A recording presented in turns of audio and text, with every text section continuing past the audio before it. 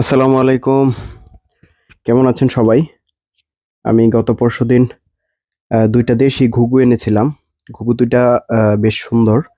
তবে এই ঘুঘু ২ টা কিছুটা বাচ্চা, তেমন একটা পর্যাপ্ত বয়স হয় নাই। সম্ভবত ওদের বয়স ৩.৫ মাসের মতো হবে আরকি।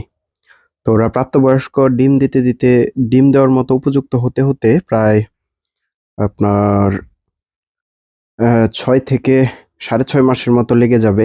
তো এই হিসাবে বলা যায় তারা এখনো বাচ্চাই। তো ঘুঘু ২ টা আমি এনেছি আমাদের পাশের জেলা কিশোরগঞ্জের মোরশা থেকে। ওইখানের এক ছোট ভাইয়ের কাছ থেকে আমি এই পাখিগুলো এনেছি। সে বাসা থেকে এনেছিল, কিন্তু ওর একটা ঘুঘু আছে টেম করা, যে ঘুঘুটা হাতের উপর বসে থাকে, ছাড়লেও যায় না। দুর্ভাগ্যবশত ওর ভিডিওটা আমি করতে পারি নাই, কিন্তু বাকি পাখিগুলোর ভিডিও করে নিয়ে এসেছি।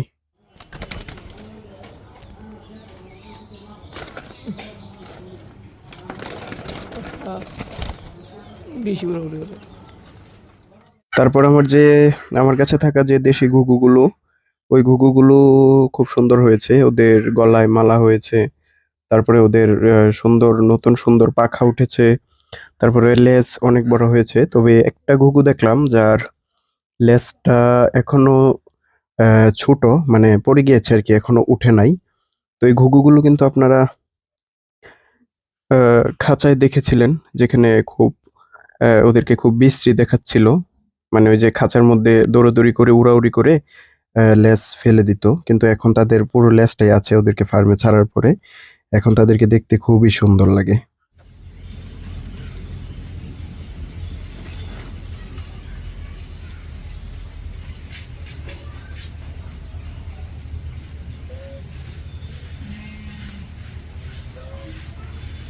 তবে আমি এখনো বুঝে উঠতে পারি নাই যে আমার দেশি ৩ টা ঘুঘুর মধ্যে কোনটা নর কোনটা মাদি। তবে আমার আইডিয়া অনুযায়ী এখনো ২ টা মাদি ১ টা নর। কিন্তু আমি প্রায় সময় দেখি যে জোড়া বেঁধে ২ টা একসাথে বসে থাকে আর একটা থাকে আলাদা। মনে হয় যে জোড়াটা আমি খাঁচায় বন্দি করার সময় একসাথে রেখেছিলাম, ওই ২ টাই জোড়া হয়ে বসে থাকে, আর যেটা আলাদা ছিল ওইটা আলাদাই থাকে। তো আমি জানি না এখনো ওরা ডাকাডাকি করে, কিন্তু এখনো ডিম দেয় নাই বা ব্রিডিং মোডে আসে নাই। এটা আমাকে খুবই হতাশ করে। আর আমার যে বাদামি চুইটালের বাচ্চাটা রয়েছে, সাদা বাদামি চুইটালের বাচ্চাটা ছিল, যে সব ঘুঘুগুলোর সাথে ঝগড়া করত, ওকেও আমি ফার্মে ছেড়ে দিয়েছি কারণ আমার খাঁচার সংকটের কারণে। এও এখানে খুবই ভালো আছে, উড়াউড়ি করে সারাদিন, গোসল করে, খাওয়া-দাওয়া করে, মানে খুবই ভালো আছে সব মিলিয়ে।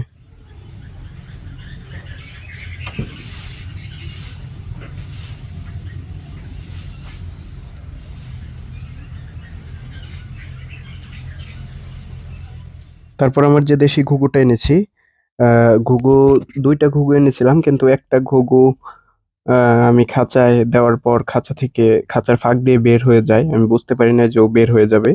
আরেকটা ঘুঘু আমার এখানে আছে বর্তমানে। ওকে আমি বাঁশের খাঁচাটার মধ্যে রেখেছি আপাতত। ও যখন একটু ফ্রেন্ডলি হবে, ও এখন একটু ভয় পায়। মানুষ দেখে একটু ভয় পায়, উড়াউড়ি করে। ও যখন একটু ফ্রেন্ডলি হবে তখন আমি তাকে ওই ৩ টা ঘুঘুর সাথে ফার্মে ছেড়ে দেব। যাতে করে সে সুন্দরভাবে উড়াউড়ি করতে পারে এবং তার সুন্দর ফিটনেসটা ঠিক থাকে। আমি যার কাছ থেকে এই ঘুঘুগুলো এনেছি ওর কাছে অনেকগুলো কবুতর রয়েছে। ও কবুতর পোষে, আর ওর কাছে ৪ টা ঘুঘু ছিল। আমি ওইখান থেকে ২ টা ঘুঘু এনেছি। তার মধ্যে আমি যে ২ টা ঘুঘু এনেছি ওর মধ্যে একটা ছিল টেম করা। আর আমার কাছে যে একটা ঘুঘু এখন রয়েছে, আরেকটা তো চলে গেছে। যে একটা রয়েছে এইটাও এখন এই টেম করাটাই রয়েছে। আর যেটা ছিল ওইটা চলে গেছে। তো টেম করা হলেও ও এক জায়গা থেকে অন্য জায়গায় আসছে তো, ও খুব ভয় পায়, উড়াউড়ি করে।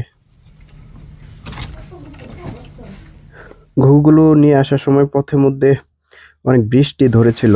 তো বৃষ্টি ধরার কারণে তো বাইক নিয়ে গিয়েছিলাম আর আসতে পারি নাই। কিন্তু ওইখানে একটু বসে চা-টা খেতে হয়েছে। তারপরে যখন বৃষ্টি ছাড়ে তখন আমরা ঘুঘুগুলো নিয়ে চলে আসি।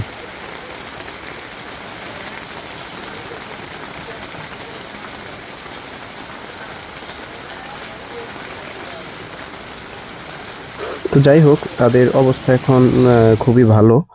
ওরা সারাদিনই ডাকাডাকি করে। তারপরে পর্যাপ্ত খাবার রয়েছে। ফার্মের পরিবেশটাও ভালো, পরিষ্কার। ওইখানে পানি আছে, খাবার আছে, গোসল করে, তারপর উড়াউড়ি করে ওরা। মানে ওদেরকে দেখেই তো বুঝতে পারতেছেন যে ওদের কালারটা এখন কত সুন্দর হয়েছে। তবে ওরা কবে যে বাচ্চা ফোটাবে আর ব্রিডিং করবে ওইটার জন্য আমি অপেক্ষা করে আছি।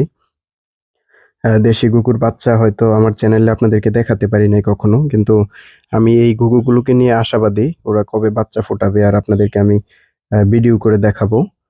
আর আমি যখন আমার ওই ঘুঘুটা যেটা এনেছি ওইটা যখন ফার্মের ভিতরে ছাড়বো তখন কিন্তু ওইখানে ৪ টা ঘুঘু হবে। অর্থাৎ আমি যে ঘুঘুটা এনেছি ওইটা যদি মাদি হয়, সরি নর হয়, তাহলে আমার ২ জোড়া ঘুঘু হবে, দেশি ঘুঘু। ২ জোড়া হবে আরকি। ২ টা নর ২ টা মাদি ওইরকম হবে। যদি হয় আরকি। তো দেখা যাক কি হয়। আর আগামী ভিডিওতে আমি আমার কবুতরগুলোর আপডেট দেব। সেই সাথে আমার ডাহুক পাখি এবং বালিহাঁসগুলোর বাচ্চারা বড় হচ্ছে আস্তে, আস্তে। আগামী ভিডিওতে আমি কবুতরের আপডেট দিব। তারপর আবার ডাহুক ও বালিহাঁসগুলোকে নিয়ে আপনাদের সামনে আসবো। ঠিক আছে? ততক্ষণ ভালো থাকুন, সুস্থ থাকুন, নিরাপদে থাকুন, নিজের পোষা পাখিগুলোর খেয়াল রাখুন। আল্লাহ হাফেজ।